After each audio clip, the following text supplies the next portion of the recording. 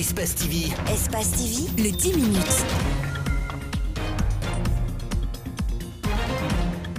Il est 12 heures. Nous sommes à l'école primaire Frédérico Mayor.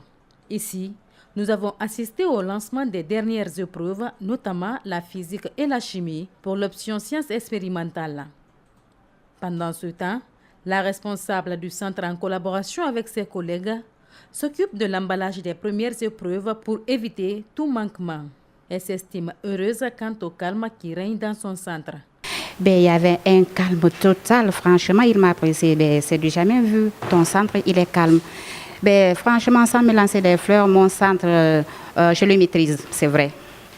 La surveillance, comme vous le constatez, elle est normale, sans problème. Il n'y a pas de faille. Nous nous sommes rendus à la direction communale de Matoto, où le premier responsable venait de rentrer du terrain. Morla Yaitara a sillonné plusieurs établissements relevant de sa juridiction pour s'assurer du bon déroulement de cette dernière journée. Là également, le constat révèle que aujourd'hui, du début jusqu'à la fin, on n'a pas enregistré de dérapage. Tout se passe bien dans des centres, pas d'envahissement. Les surveillants sont là, les élèves se comportent bien. Dans l'ensemble, ça va. Quant à la question sur la fuite des sujets, le directeur communal de l'éducation de Matoto ne va pas par 4 chemins. Je pense que tous ceux qui racontent qu'il y a fuite par-ci, par-là, ça n'engage que, en réalité, il n'y a pas de fuite. A rappeler qu'ils sont au total 95 196 candidats, dont 34 508 filles pour cette évaluation, dont l'issue verra certains accéder aux universités.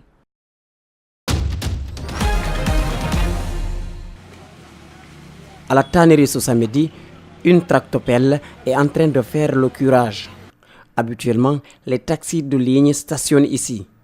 Aujourd'hui, les recettes vont prendre un coup. Malgré tout, le syndicat ne rougit pas pour autant. Quand Carrefour, la route est juste dégagée, mais la présence des immondices reste visible.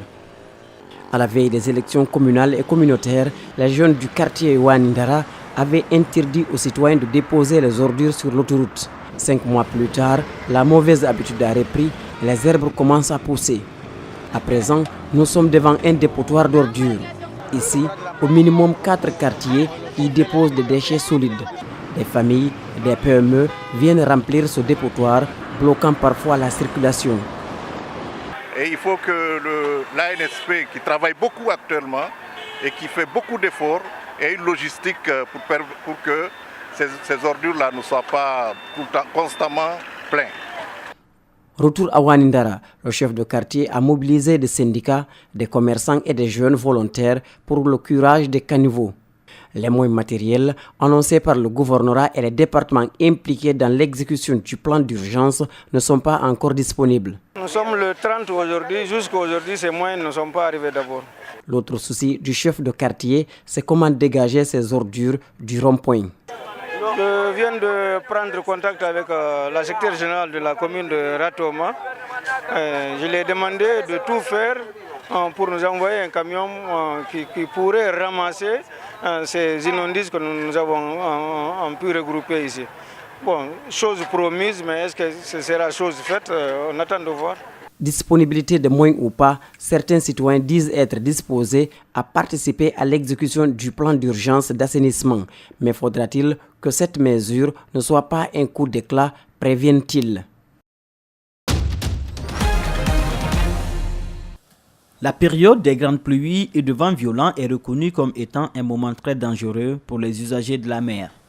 Pour marquer sa présence à travers la sensibilisation dans les différentes débarcadères, le service du ministère des Transports chargé de veiller sur la navigation à mer, l'ANAM, compte renforcer les mesures de sécurité sur toute l'étendue du territoire national et particulièrement sur le littoral guinéen.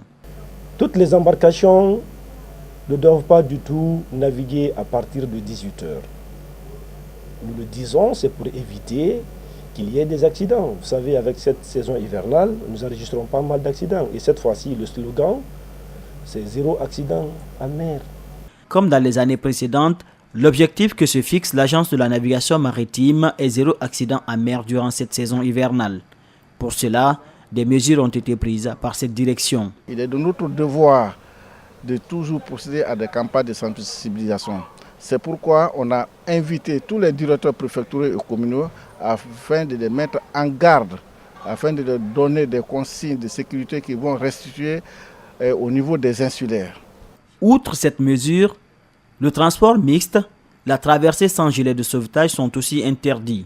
Il a aussi été demandé à tous les responsables de débarcadères de procéder à des contrôles nécessaires avant la sortie en mer de toute embarcation. Des consignes bien comprises par ces responsables locaux. Sur chaque hivernage, on nous donne des instructions à respecter.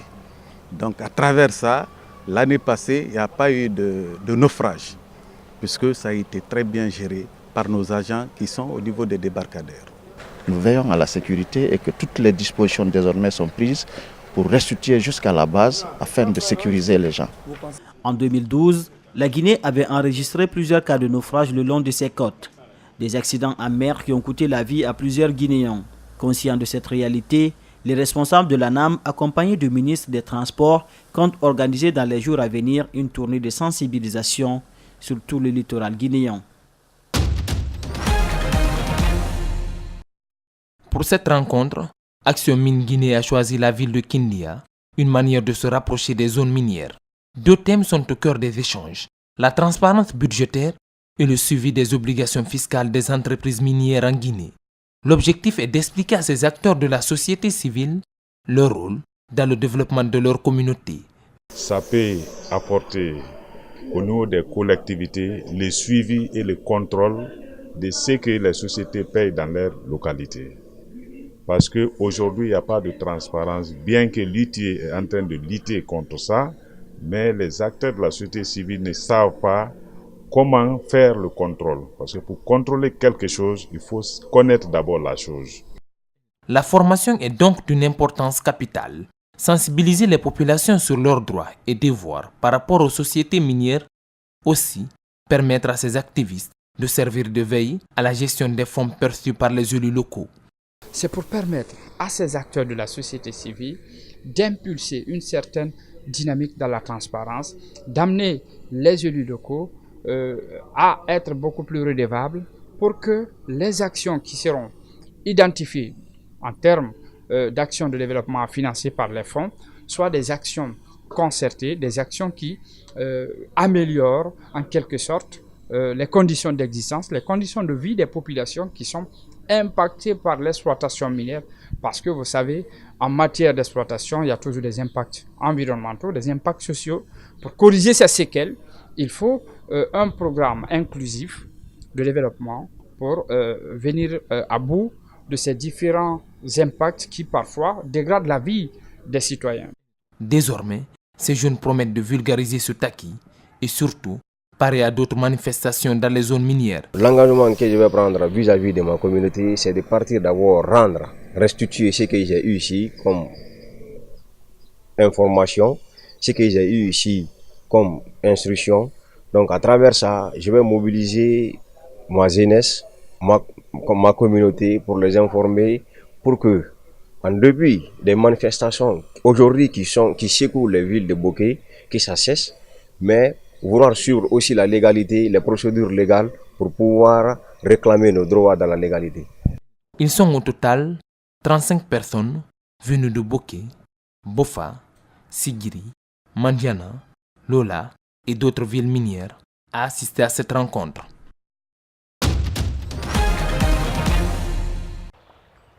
Au pied des Piénines, la descente du Dunayet en radeau est une tradition vieille de près de 2 siècles. Frontière naturelle entre la Pologne et la Slovaquie, la rivière était jadis utilisée pour transporter du bois. Désormais, elle fait la joie des touristes. À bord de chaque radeau, ceux qu'on appelle les flotteurs de bois racontent la région, un métier de père en fils réservé à une élite. Pour être flotteur ici, il faut être un montagnard des Piénines. Il faut être né dans un village au bord de la rivière, y vivre, faire partie d'une famille de flotteurs. Depuis quelque temps, on tolère d'autres candidats venus d'ailleurs, mais uniquement à condition qu'ils s'installent et vivent ici. Les conditions de recrutement des flotteurs sont strictes. Pour postuler, il faut être un homme âgé entre 18 et 30 ans. Les 3 premières années, ce dernier doit se former avec un maître avant de passer les examens théoriques et pratiques.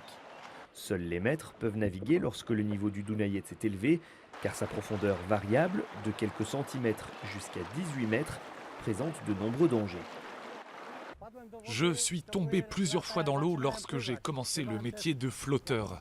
J'étais le timonier et ma perche s'est coincée entre des pierres au fond de l'eau. J'étais jeune, inexpérimenté et je ne voulais pas la lâcher, donc je suis tombé dans l'eau. La balade, qui dure entre 2 et 3 heures, offre des paysages pittoresques. La faune du parc national des Piénines est riche, mais l'endroit est surtout connu pour ses hautes parois rocheuses qui tombent à pic dans la rivière. C'est incroyable, je n'ai jamais rien vu de tel. Il n'y a pas de paysage comme ça en Irlande, donc c'est très bien de le voir. D'en haut, la vue sur les Piénines et le Dunajec donne le vertige. Les plus anciens flotteurs ont descendu la rivière plusieurs milliers de fois et ne s'en sont toujours pas lassés.